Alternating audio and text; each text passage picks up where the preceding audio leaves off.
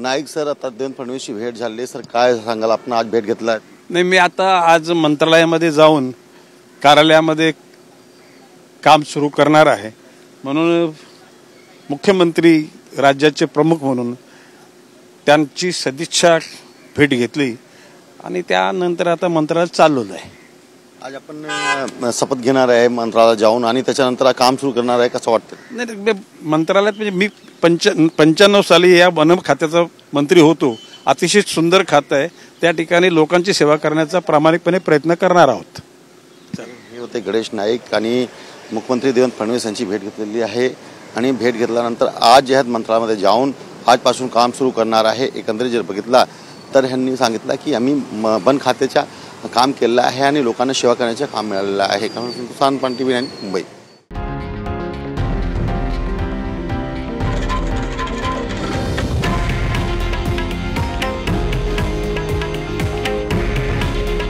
हे आहे देशातील नंबर 1 न्यूज नेटवर्क आणि आपण पाहत आहात TV9 मराठी.